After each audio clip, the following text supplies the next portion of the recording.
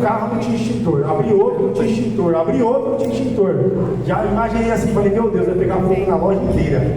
Um carro vai acabar com tudo. Já bateu aquele desespero. Aí a loja tem extintor. Desde quando eu aluguei a loja, ela tem um extintor, né? Vou pegar o extintor da loja, né, João? Chegamos lá, vazio. Falei, meu Deus. Do lado da nossa loja tem uma autopeça. Fui lá na autopeça, nem pedi, gente. Peguei, dá licença. Apagamos o fogo, aquela tremedeira, um corre-corre, tira a bateria. Graças a Deus, apagamos o fogo antes de algo grave acontecer. E o Senhor ministrou no meu coração. Muitas das vezes, nós buscamos a Deus na hora do desespero. Por que quando eu aluguei essa loja, eu não fui lá verificar o extintor? Porque eu negligenciei isso. Falei, deve ter, né? Se está aqui na loja, deve ter alguma coisa aí dentro. Quem aqui já apertou o extintor, gente? Você é mó da hora, né? Fala a verdade. Depois que passou o desespero, eu achei mó da hora apertar aquela fumaça saindo, aquela areia saindo. Mas o Senhor ministrou no meu coração que muitas das vezes nós deixamos para buscar a Deus, tomar uma decisão de buscar a Deus, quando está tudo pegando fogo. Quando já não tem mais jeito, fala assim, nossa, agora eu tenho que recorrer a Deus. Só que, para mim, graças a Deus, tinha uma autopeça do meu lado. Só que podia não ter, podia ser tarde. Certo? A Bíblia diz para que nós possamos vigiar, porque nós não sabemos nem o dia, nem a hora que o Senhor irá voltar. Aqui alguém sabe? Não. Só que muitas vezes nós vamos viver uma vida de qualquer jeito. Não, eu vou viver a minha vida do jeito que está, eu nasci assim, eu vou morrer assim, ninguém vai me mudar. Só que se num dia que o Senhor voltar e você tiver desse jeito, como que seria? Você acha que você subiria? Suas roupas ficariam lá no chão? Ou abriria a porta do seu quarto e você estaria lá chorando?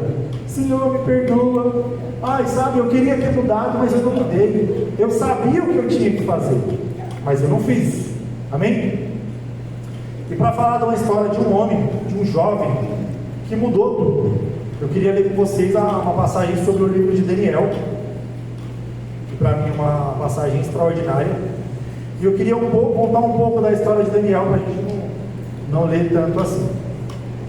Daniel era um jovem que foi levado para a Babilônia como um sequestro. Como é um sequestro? A Babilônia precisava de pessoas inteligentes, e eles foram lá na tribo de Judá, olharam o que eles tinham como pré-requisito. Se a pessoa era inteligente, de boa família e não tinha nenhuma deficiência, era uma pessoa bonita, assim, vamos dizer, completa, nada faltando. E eles encontraram Daniel lá. Eu queria agora que você olhasse para o amigo que está aí do seu lado. Queria que você olhasse para ver se ele é inteligente, se ele é bonito, se ele veio de uma boa família. Se esse rei Nabucodonosor passasse aqui hoje, ele levaria alguém? Tem alguém bonito aí? Tem? Inteligente eu sei que tem, eu conheço alguns aqui.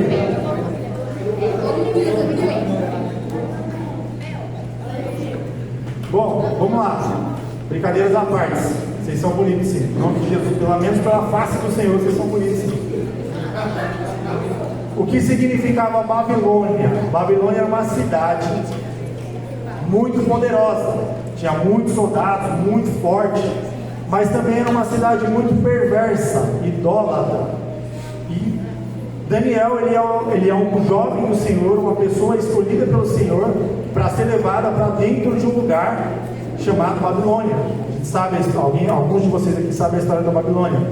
Hoje eu vejo muitos de vocês jovens começando a estudar, a entrar na faculdade, que muitas das vezes a faculdade de vocês é como uma Babilônia. É perversa, é poderosa, tem muita gente poderosa, com dinheiro, com isso, com aquilo. Só que chega lá, se você não for como Daniel, você se perde, porque é festinha, é balada. E tem problema? Tem problema na festinha, gente? Quem acha que tem problema aqui? Vamos ser sinceros. Depende da festa? Se rolar um tem problema? Brincadeiras à parte, não tem problema você ir na festa, certo? Só que tem lugares que não nos convém estar, amém? Só que Daniel, ele não teve essa escolha. Ele não pensou assim: nossa, será que eu posso ir para a Babilônia? Ou será que eu não posso ir? Ele teve que ir, ponto. E agora eu queria ler com vocês o porquê que a gente está falando hoje sobre Daniel e sobre escolhas. Por que as escolhas são tão importantes para a minha vida e para a sua vida? Eu queria que você abrisse a sua Bíblia agora, em Daniel 1:8, do 8 ao 20. Eu vou abrir aqui.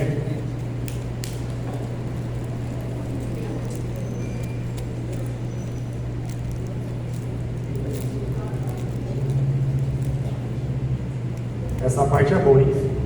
Vamos lá. Já está aí? Vou ler aqui, vocês acompanhem. Daniel, porém, decidiu não se contaminar com a comida e o vinho que o rei tinha dado.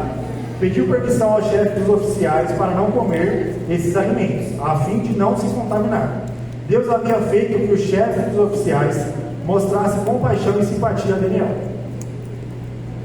Apesar disso, apenas disse: tenho medo do meu senhor, o rei. Ele determinou o alimento que vocês devem comer e o vinho que vocês devem beber. Se ficarem com a aparência abatida em comparação aos outros rapazes de sua idade, temo que o rei mande cortar a minha cabeça. Daniel falou com o assistente designado pelo chefe dos oficiais para cuidar dele, de Ananias, Misael e Azarias. Faça uma experiência conosco de 10 dias, disse. Dê-nos apenas legumes para comer e água para beber. Terminados os 10 dias, compare a nossa aparência com dos outros rapazes que comem comida do rei. Depois, decida de acordo com o que você viu. O assistente concordou com a sugestão e fez a experiência com eles durante 10 dias. Passado os 10 dias, Daniel e seus 3 amigos pareciam ser mais saudáveis e bem nutridos do que os outros rapazes que se alimentavam da comida do rei. Depois disso, o assistente só lhes dava legumes em vez de comida e de vinho servido aos outros. Deus concedeu aos outros 4 rapazes a aptidão incomum para entender todos os aspectos da literatura e da sabedoria, e a Daniel concedeu capacidade especial de interpretar sonhos e visões. Ao término do período de treinamento ordenado pelo rei, o chefe dos oficiais levou os rapazes a Nabucodonosor. O rei conversou com eles e nenhum impressionou tanto quanto Daniel, Ananias, Misael e Azarias, e assim passaram a servir ao rei. Sempre que o rei consultava sobre alguma questão que exigia sabedoria e discernimento, observava que eles eram 10 vezes mais capazes que os outros encantadores de seu reino. Aí, eu queria fazer uma pergunta para você. Daniel, ele foi escolhido ali com outros jovens, só que Daniel, a primeira decisão de Daniel foi não comer toda aquela comida que era oferecida pelo rei. Ele falou: vamos fazer um teste, me dá apenas legumes e água e veja como nós vamos sair. E eu queria te fazer uma pergunta agora, eu quero que você seja sincero. Você tem uma prova, certo? É isso aí, você tem uma prova, uma maratona para correr 5 km. Aí eu vou te servir pizza, hambúrguer, churrasquinho daquele. Quem gosta de churrasco bem passado aqui? E mal passado. Eita glória! Eu vou te oferecer tudo isso antes de você passar por essa prova. Aí você vai olhar para mim e falar assim: ah, Diogo, pega água lá para mim, uns alface, uns tomates, que eu vou me alimentar disso. Quem faria isso aqui? Você?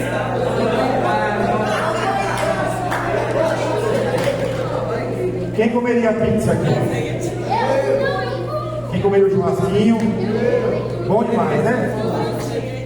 Gente, parece aqui, ó, nós estamos falando de escolhas, que parece meio bobo. Parece uma escolha boba, certo? Só que é a mesma escolha boba que nós fazemos todas as manhãs. Quando eu acordo, eu já saio correndo porque eu estou atrasado para ir para a escola. Não, eu acordei 6h50 e eu entro na escola às 7 horas. Quem já fez isso? Todo dia, né, gente? Direto, né? A pessoa indo no trabalho às 7 horas, sai de casa às 6h45.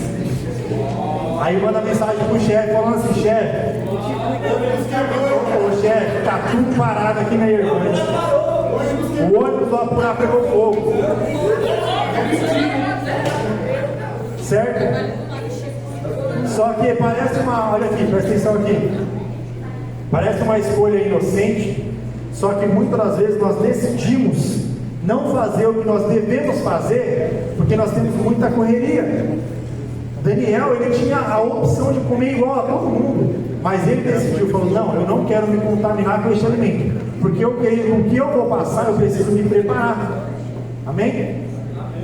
E muitos de vocês, assim como eu, vão passar por dificuldades. Ai, que você vê que uma história triste. Escreve. Eu vim para a igreja para ouvir que eu vou passar por dificuldade. Vai, gente. Seja você crente, seja você descrente, nós vamos passar por momentos de dificuldade. E o que nos mantém de pé são as escolhas. É o momento onde eu decido levantar mais cedo e fazer o meu devocional. Em vez de eu ouvir aquela música do Matuê, está repreendido em nome de Jesus. Eu ouvi Matuê aqui. Não ouve mais, ok. Em vez de eu escutar aquela música, que não, presta atenção aqui, meninos. Em vez de eu escutar aquela música que não vai me agregar nada, eu vou entoar um louvor ao meu Senhor. Amém? Só que se eu não faço isso, a dificuldade vem, o que acontece? Aí a gente começa, né? Ai, vida, nossa, só acontece comigo. Meu Deus, meu pneu furou, Gabriel. Nossa, mas meu gás acabou bem na hora que eu estava cozinhando. Lógico, o gás não vai acabar quando você não estiver cozinhando. Nós precisamos, olha aqui, ó, presta atenção, jovens. Presta atenção aqui, jovens. Nós precisamos estar preparados para o que está por vir. Nós vivemos um evangelho onde as pessoas chegam aqui, levanta a mão aí quem quer receber um carro, levanta a mão aí quem quer receber uma bênção, levanta a mão aí quem quer receber uma casa nova, um namorado, uma namorada. Eita, você levanta a mão, né? Ó, levanta a mão aí quem quer buscar a face do Senhor. Levanta a mão aí quem quer tirar um tempo para orar por alguém na rua. Essa semana eu vi um experimento social, o rapaz foi na porta de uma igreja, e isso não vai acontecer aqui jamais. Pediu para as pessoas orarem por ele. No final do culto, as pessoas estavam aqui apressadas. Não, eu tenho que ir. Não, eu tenho almoço. Eu vou lá para casa da minha mãe hoje. Hoje eu não posso. Aonde ele estava? Na porta da igreja, gente. Não vou nem falar que ele estava numa praça pedindo ajuda. Ele estava na porta de uma igreja pedindo para alguém interceder por ele. Eu creio que os jovens dessa igreja serão diferentes. Amém? Eu estava ali arrumando as cadeiras hoje, que sempre quando tem grupo de jovens, é essa bagunça assim, né, uma bagunça boa. Só que eu creio que vai chegar um dia que nós não vamos mais tirar as cadeiras, porque as cadeiras estarão cheias. Teremos mais jovens e mais jovens. Só que para isso acontecer, assim como Daniel tomou uma decisão, você precisa tomar uma decisão.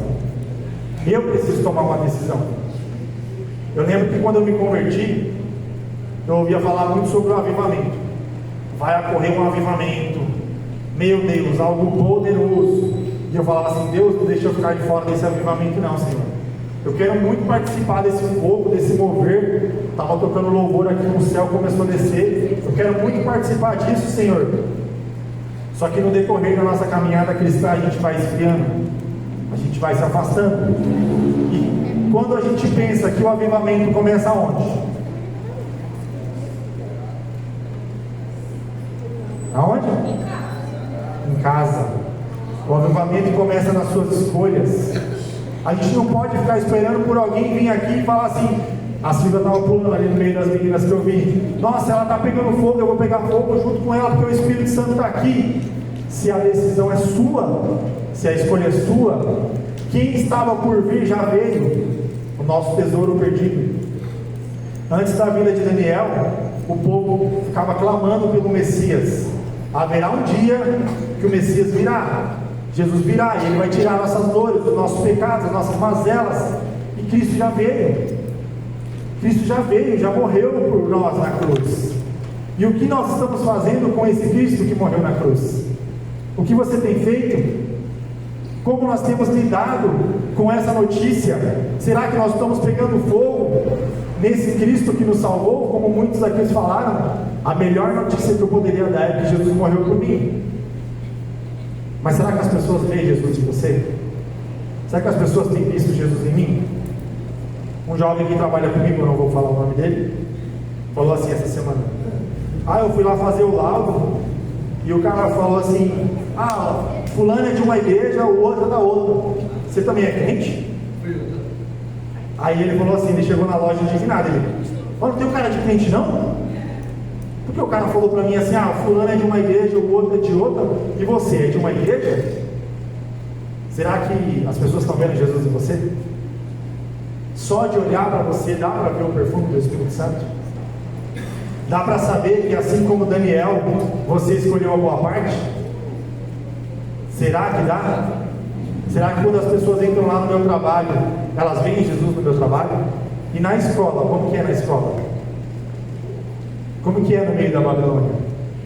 Será que a gente se destaca? Ou será que a gente se iguala? Essa é uma mensagem, gente, que antes de falar para vocês, o Senhor falou para mim, porque eu preciso melhorar. Não adianta eu ficar esperando, assim como vocês, alguém que se levante para fazer a diferença. Eu tenho que fazer a diferença. A diferença começa na minha casa, com a minha esposa, com a minha filha e com vocês aqui. Amém? Nós estamos fazendo a live toda quarta-feira, viu? A gente começou com 37 jovens, chegamos a bater 8 e semana passada 17. Por quê? Eu entendo que tem a questão da faculdade, do estudo, só que muitas das vezes a gente vai esfriando. Nossa, toda quarta-feira esse negócio de ler a Bíblia, todo dia, sério isso? Eu tenho que orar todos os dias? Parece bobo, parece inocente, mas é isso que vai transformar a minha vida, é isso que vai transformar a sua vida. Não existe uma porção mágica. Alguém aqui nunca aceitou Jesus? Alguém aqui ainda não aceitou Jesus? Todo mundo aqui é batizado? Todo mundo? Amém. Não existe uma porção mágica. Eu vou fazer o apelo, você levanta a mão, você vem aqui na frente, a gente ora por você, pronto, sua vida mudou. Chegou em casa, seus pais estão bem, sua família está bem, certo? É assim que funciona? Não. Eu lembro da primeira vez falando de encontro com Deus, quem não foi aqui, tiver na dúvida, vai. Que eu, na hora de sair do encontro com Deus, eu fiquei assim: nós temos que ir embora, né? Não, vamos ficar aqui, cara, vamos dar um jeito. Minha filha não tinha ido, eles tinham 1 ano, eu acho. 1 ano? 3? Ali tinha 3 anos. Pensei assim: é melhor trazer ela para cá e nós ficar aqui, porque tá tão bom, gente. Tão bom essa vida com Deus aqui, sabe? Longe de tudo, longe de todo mundo, longe dos problemas.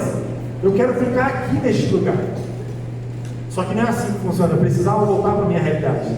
Eu precisava falar desse amor, desse Cristo que transformou a minha vida, para minha mãe, para o meu pai, para os meus irmãos, para os meus parentes, para os meus vizinhos. E nós fizemos um barulho lá em Itapecerica, né, amor? Tivemos células lá por muitos anos, uma média de uns 6, 7 anos, né? Ficamos com célula lá. Foi muito bênção. Eu queria continuar sobre a história de Daniel.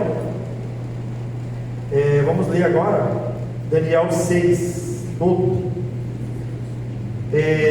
Eu não sei quem de vocês também passa por essa dificuldade, mas em casa, a gente está falando sobre escolhas, é uma luta toda vez que a gente fala assim: o que a gente vai jantar hoje? Na casa de vocês também tem esse problema? Nossa, gente, aí fala assim: eu tenho que tentar adivinhar o que a Larissa quer. Ela fala assim: o que a gente vai jantar hoje? Ela: amor, não sei, decide aí. Aí eu falo assim: pizza? Ela: não, pizza não. Ela fala: tá, então hambúrguer?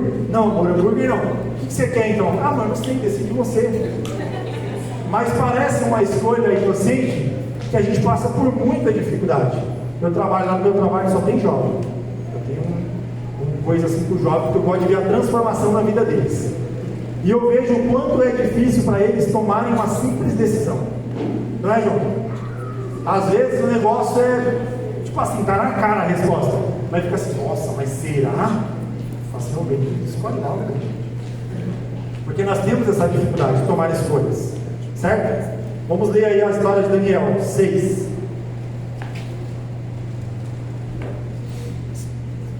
Acho que eu vou ler. O rei Dário resolveu dividir o reino em 120 províncias e nomeou um alto funcionário para governar cada uma delas. O rei também escolheu como administradores de Daniel e outros 2 homens, para que supervisionassem os altos funcionários e protegessem os interesses do rei. Olha onde Daniel já está, hein? Em pouco tempo, Daniel se mostrou mais capaz do que todos os outros administradores e altos funcionários. Por causa da grande capacidade de Daniel, o rei planejava colocar à frente de todo o reino Meu Deus, olha onde esse menino chegou, gente, por não comer pizza. Os outros administradores e altos funcionários começaram a procurar falhas no modo como Daniel conduzia as questões de governo, mas em nada encontravam para criticar ou condenar. Ele era leal, sempre responsável e digno de confiança. Você também é assim, amém? Por isso concluíram: nossa única chance de encontrar algum motivo para acusar Daniel será em relação às leis do seu Deus, porque eles sabiam que Daniel não ia ferir. Então os administradores e os altos funcionários foram até o rei. Eles disseram: que o rei Dário viva para sempre. Nós, administradores oficiais, altos funcionários, conselheiros e governadores, estamos todos de acordo com o rei e deve decretar uma lei a ser cumprida rigorosamente. Dê ordem para que nossos próximos 30 dias, qualquer pessoa que orar a alguém, divino ou humano, exceto ao rei, seja lançado na cova dos leões. Agora o rei decreta e assina essa lei para que não possa ser mudada, como a lei oficial dos medos e dos persas, que não pode ser revogada. Pode seguir. E o rei Dário assinou. Olha lá, estão assinando uma lei que não pode adorar outro Deus a não ser o rei. Quando Daniel soube da lei que tinha sido assinada, foi para casa, e como de costume ajoelhou-se no quarto, no andar de cima, com as janelas abertas na direção de Jerusalém. Orava 3 vezes por dia e dava graças ao seu Deus.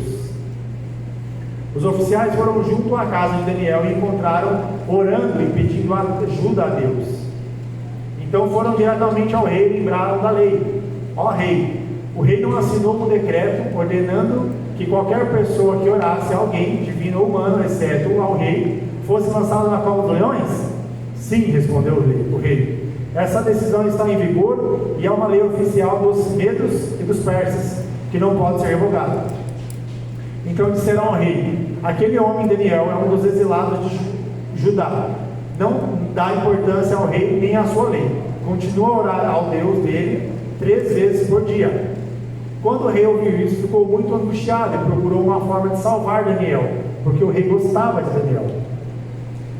Passou o resto do dia pensando no modo de livrá-lo dessa situação. À noite os homens foram junto ao rei e disseram ao rei: o senhor sabe, conforme a lei dos medos e persas, nenhum decreto ou lei pode ser revogada. Por fim o rei deu ordens para que Daniel fosse preso e lançado à cova dos leões. O rei lhe disse que seu Deus, olhem quem o cara estava falando, foi o rei Dário que falou, que o seu Deus, a quem você serve fielmente, o livre. Ele já estava crendo em Deus. Então trouxeram uma pedra e colocaram sobre a abertura da cova. O rei selou a pedra com seu anel e com anéis de seus nobres, para que ninguém pudesse resgatar Daniel. O rei voltou ao seu palácio e passou a noite em... Olha o que Daniel fez, voltou o cara para jejuar. Não quis comer nenhum dos divertimentos habituais e não conseguiu dormir a noite inteira. De manhã bem cedo levantou-se e foi apressadamente à cova dos leões. Quando chegou lá, gritou angustiado: Daniel, servo do Deus vivo, o Deus a quem você serve tão fielmente, pôde livrá-lo da cova dos leões? Daniel respondeu: que o rei viva para sempre. Meu Deus enviou seu anjo para fechar a boca dos leões, de modo que não me fizeram mal, pois fui considerado inocente aos olhos de Deus. Também não fiz coisa alguma contra o Senhor, ó rei. O rei ficou muito alegre e ordenou que tirassem Daniel da cova. Não havia sequer um arranhão nele, pois havia confiado em seu Deus. Em seguida, o rei ordenou que prendesse os homens que haviam acusado Daniel e ordenou que fosse lançado na cova dos leões, junto com suas esposas e filhos. Os leões atacaram e despedaçaram antes que chegasse ao fundo da cova. Então o rei Dário enviou essa mensagem ao povo de todas as raças e nações e línguas em todo o mundo: paz e prosperidade. Decreto que todos em meu reino devem tremer de medo diante do rei, do Deus de Daniel, pois ele é o Deus vivo e permanecerá para sempre. Seu reino jamais será destruído e seu domínio não terá fim. Ele livra e salva o seu povo, realiza sinais e maravilhas nos céus e na terra. Foi ele que livrou Daniel do poder dos leões. Amém? Eu queria ter passado um vídeo aí, mas o Igor não achou. Não sei se vocês viram aquele meme. Daniel está dentro da cova do leão, está rolando um churrasquinho, o leão está lá sentado e os anjos, e nada acontece com ele. Por quê? Por que nada aconteceu com Daniel? Porque ele teve fé. Mas além dele ter fé, ele teve uma decisão. Ele não teve medo. Vocês viram ele falando que ele foi orar? Ele ouviu a história, falou: quero saber, eu vou aí orar. Eu vou clamar ao meu Senhor mediante essa lei. E muitas das vezes, nós temos coragem de orar na escola? Não? Quem tem coragem de orar na escola? É difícil, gente, é difícil. A gente fez aqui o lava rápido aqui na igreja, né? Ó, na igreja, gente. Aí eu combinei com o Jefferson assim: Jefferson, cada carro que nós lavar de uma pessoa que não é da igreja, nós vamos orar por essa pessoa. Aí nós lavamos 3 carros. Aí os caras chegaram lá, então, vai lá, Jefferson, orar? Nem eu, nem ele orou. Falhamos. Nós fizemos, nós criamos a oportunidade, mas não tivemos coragem de orar. Vocês lembram disso aí? Nós não oramos, não tivemos a coragem de orar. E era um momento propício. Nós estamos aonde? Na igreja. Pô, tá fácil, Diogo, tá na igreja. Mas eu não tive coragem, eu tive vergonha.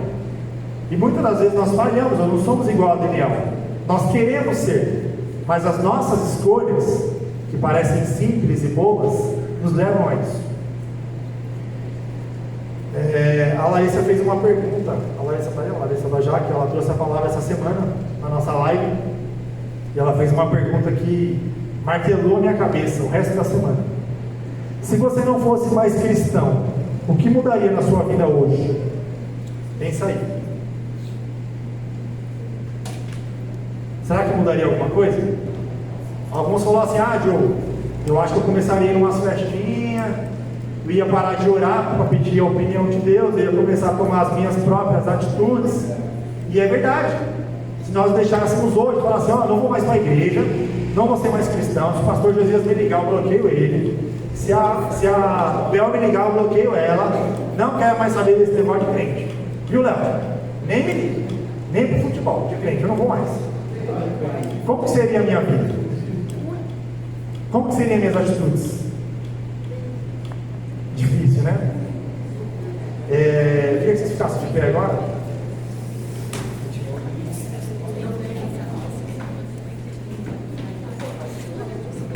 Vocês lembram que eu falei que Daniel, ele era de uma boa família? Amém? Mateus, se quiser subir lá, para a gente tornar o último. Certo? Quem lembra que eu falei que Daniel, ele era de uma boa família, era bonito e tal? Certo? Eu queria que o Igor colocasse aí 1 Pedro 2,9. Olha quem vocês são em Cristo. 1 Pedro 2,9. Vocês, porém, são um povo escolhido, reino de sacerdotes, nação santa, propriedade exclusiva de Deus. Assim vocês podem mostrar às pessoas como é admirável aquele que o chamou das trevas para a sua maravilhosa luz. Olha o que a Bíblia diz sobre mim e você. Olha quem nós somos: nação santa, povo escolhido. Se Daniel era de uma boa família e passou por tudo isso, olha quem você é. Você não é aquela pessoa que te maltratou de ser. Você não é, muitas das vezes, aquilo que a sua mãe sem querer disse que você é. Você é o que a Bíblia diz que você é. Amém? Agora abre para mim em Romanos 7,19.